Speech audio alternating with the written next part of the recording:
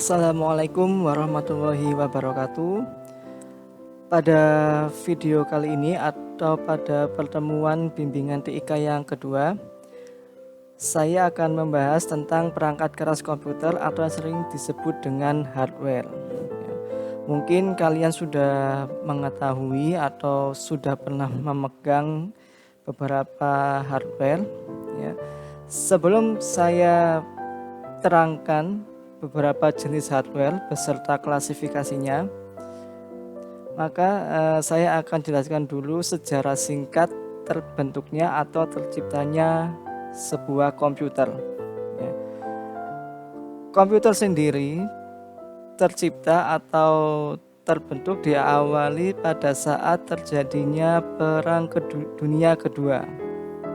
Pada saat Perang Dunia Kedua tersebut, tentara sekutu baik dari pihak Amerika maupun sekutu yang lain sangat membutuhkan suatu alat yang bisa memberikan pesan atau menyampaikan pesan dengan cepat.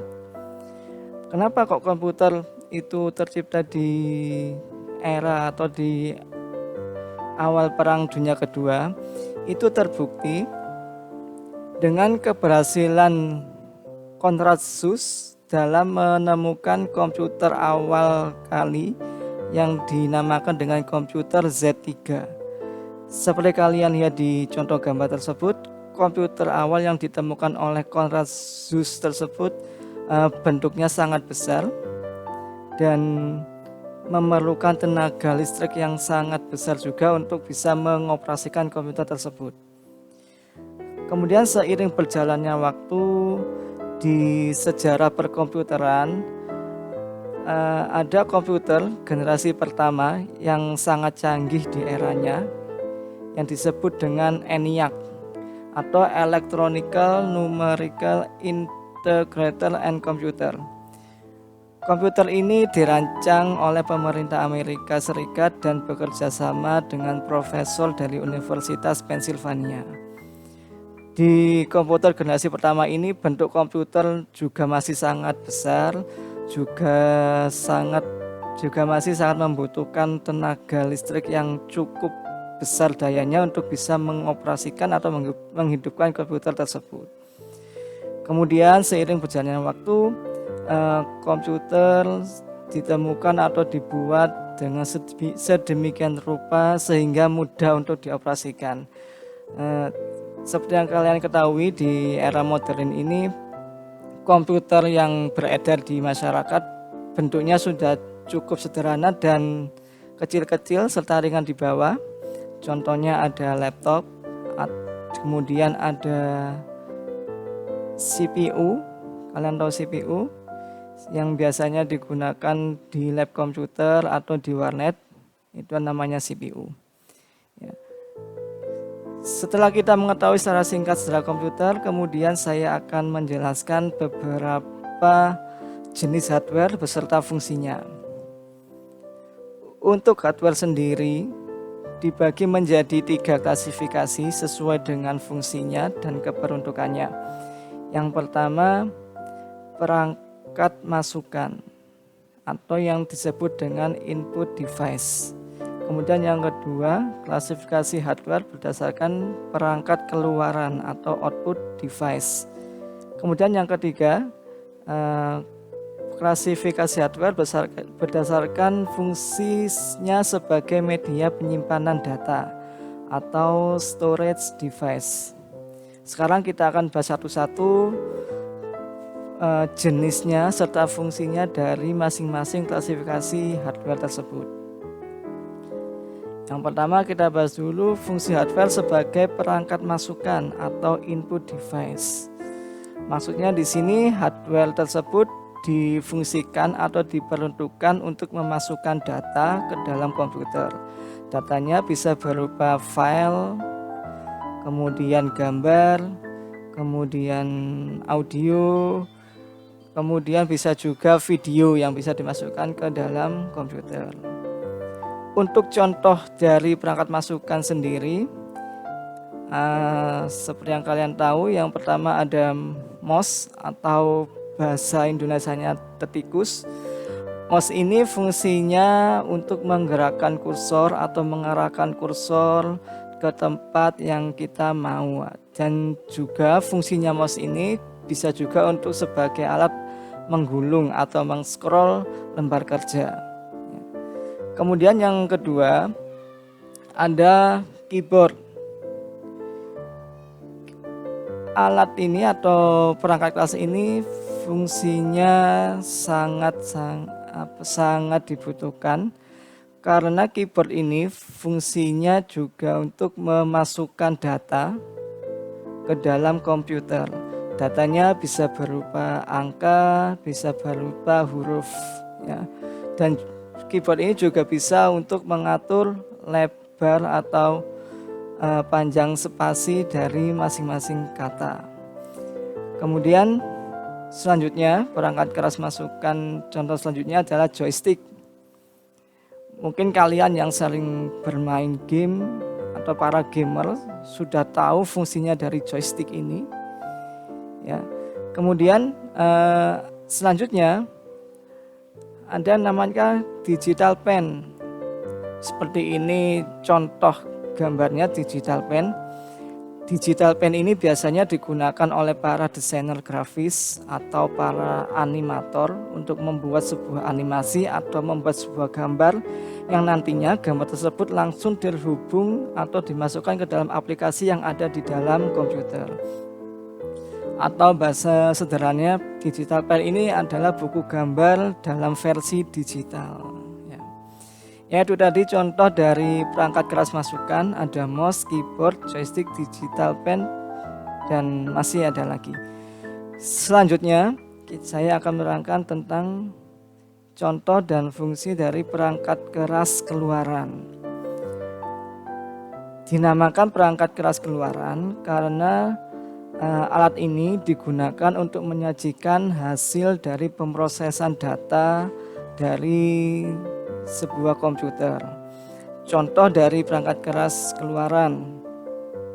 Yang pertama ada monitor. Monitor ini fungsinya untuk menampilkan data atau menampilkan gambar atau grafis dari sebuah pemrosesan data. Kemudian ada juga namanya printer. Printer ini fungsinya sebagai alat cetak. Ya, alat cetak baik itu alat cetak dari berupa file tulisan, file gambar, dan file grafik. Kemudian selanjutnya ada speaker. Speaker ini juga sebagai alat masukan berupa suara. Selanjutnya ada yang namanya LCD proyektor. LCD proyektor ini fungsinya sama dengan monitor. Cuman kalau LCD proyektor ini tampilan gambarnya lebih luas dan lebih lebar sehingga bisa disaksikan oleh banyak orang. Selanjutnya adalah perangkat keras yang berfungsi sebagai media penyimpanan. Maksudnya di sini perangkat yang digunakan untuk sebagai alat menyimpan data secara permanen dan sewaktu-waktu dapat dibaca kembali. Untuk perangkat keras media penyimpanan ini dibagi menjadi dua lagi. Yang pertama adalah perangkat keras media penyimpanan utama atau main memory, atau bisa disebut dengan memori internal. Kenapa kok disebut dengan memori internal? Karena media perangkat ini sudah ada di dalam komputer kita. Ketika kita beli baru, media atau perangkat ini sudah berada di dalam komputer kita. Contohnya memori utama atau media penyimpanan utama adalah yang pertama RAM atau Random Access Memory. Ini contoh dari RAM. RAM ini memiliki fungsi sebagai alat media penyimpanan sementara. Artinya ketika kita mengakses komputer atau ketika kita mengerjakan tugas menggunakan aplikasi di komputer, ketika komputer kita tiba-tiba mati atau tiba-tiba merestart sendiri, maka apa yang kita kerjakan tersebut akan hilang. Jadi yang kita kerjakan tidak tersimpan di RAM karena sifat RAM adalah sebagai media penyimpanan sementara. Berbeda dengan hard disk. Hard disk ini juga termasuk perangkat keras media penyimpanan utama. Hard disk ini fungsinya juga hampir sama dengan RAM, yaitu menyimpan data. Tetapi di hard disk ini data yang kita simpan baik berupa file, lagu, video, gambar, dan sebagainya akan tersimpan secara permanen. Jadi ketika kita mematikan komputer dan kita kemudian menyalakan komputer lagi, setelah itu kita akan mengakses data yang sudah kita simpan. Data tersebut akan tersimpan dan bisa kita akses lagi. Itu adalah beberapa contoh dari media penyimpanan utama atau main memory.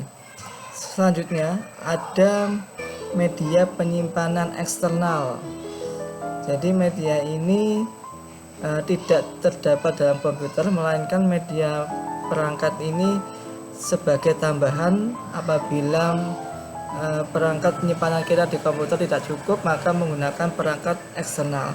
Contoh dari media perangkat eksternal yaitu flash disk. Mungkin saya yakin kalian semua sudah punya namanya flash disk. Flash disk ini fungsinya juga hampir sama dengan hard disk, yaitu sebagai alat penyimpanan eksternal. Kita bisa menyimpan gambar, video, lagu maupun file yang kita punya di dalam flash disk. Tapi flash disk ini penyimpanannya terbatas, yaitu ruang penyimpanannya terbatas. Jadi kalau saya tidak salah, flash disk ini hanya mampu menyimpan data sebesar 2 gigabit. Ya. Tapi saya juga kurang tahu, mungkin ada flash disk keluaran terbaru bisa menyimpan data di atas 2 gigabit. Kemudian selain flash disk ada juga yang namanya hard disk eksternal. Fungsinya sama dengan hard disk internal. Hard disk eksternal ini juga sebuah media perangkat penyimpanan baik data, gambar, video, file, dan lain sebagainya. Berbeda dengan flash disk, untuk hard disk eksternal ini media penyimpanannya cukup banyak. Kalau flash disk hanya sampai 2 gigabit, tapi untuk hard disk bisa mencapai 1 terabit bahkan lebih. Mungkin bisa mencapai 2 terabit untuk media penyimpanannya. Nah, itu tadi contoh perangkat keras yang berfungsi sebagai media penyimpanan. Ya. Jadi saya simpulkan, untuk perangkat keras komputer sendiri dibagi menjadi 3 kategori. Yang pertama, perangkat keras yang berfungsi sebagai media penyimpanan. Seperti tadi contohnya ada 3, yaitu RAM, hard disk, kemudian flash disk, dan juga ada hard disk eksternal. Kemudian ada juga perangkat keras yang berfungsi sebagai alat masukan atau input device. Contohnya ada mouse, ada keyboard, ada scanner, dan lain sebagainya. Kemudian yang nomor 3, ada juga perangkat keras yang berfungsi sebagai media keluaran atau output device. Contohnya ada printer, ada monitor, ada LCD proyektor, dan lain sebagainya. Nah, itu tadi adalah penjelasan singkat dari saya tentang materi perangkat keras komputer atau hardware. Setelah kalian menyaksikan video ini, video tentang perangkat keras hardware, silakan kalian kerjakan tugasnya. Tugasnya berada di dalam satu link yang sudah saya bagikan tadi. Untuk menjawabnya, di bawah soal tadi ada tempat atau ada space tersendiri untuk jawaban. Ya. Jadi jawabannya langsung kamu kerjakan di bawah soal tadi. Kemudian soal atau tugas nanti itu dikumpulkan pada tanggal pada tanggal 4 Agustus, tepatnya di hari Selasa ya. Kemudian untuk pertemuan selanjutnya atau pertemuan minggu depan itu adalah pengumpulan tugas, sekaligus apabila kalian ada pertanyaan seputar teknologi atau ada yang ingin ditanyakan seputar tentang pembelajaran daring atau ada kesulitan-kesulitan, silakan untuk minggu depan kita sharing bersama. Kalian bisa baperi saya atau bisa telepon saya langsung. Kalau saya tidak sibuk, insya Allah nanti akan saya balas ya. Kemudian untuk 2 minggu lagi, pertemuan 2 minggu lagi, insya Allah kita akan membahas tentang perangkat lunak komputer atau software, sekaligus kita akan mempraktekkan langsung salah satu software yang ada di komputer. Baiklah, sekian untuk penjelasan bimbingan TIK pada pertemuan kedua ini tentang hardware.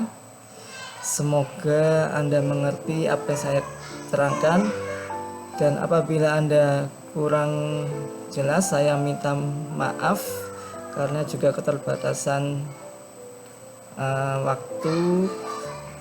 Kemudian Anda bisa mempelajarinya kembali tentang perangkat keras ini bisa melalui internet maupun bisa melalui buku yang sudah kamu punya ya. Baiklah anak-anak, sekian dari saya. Jangan lupa kerjakan tugasnya. Tugas dikumpulkan pada tanggal 4 Agustus hari Selasa.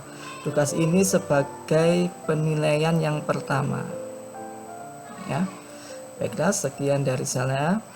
Assalamualaikum warahmatullahi wabarakatuh.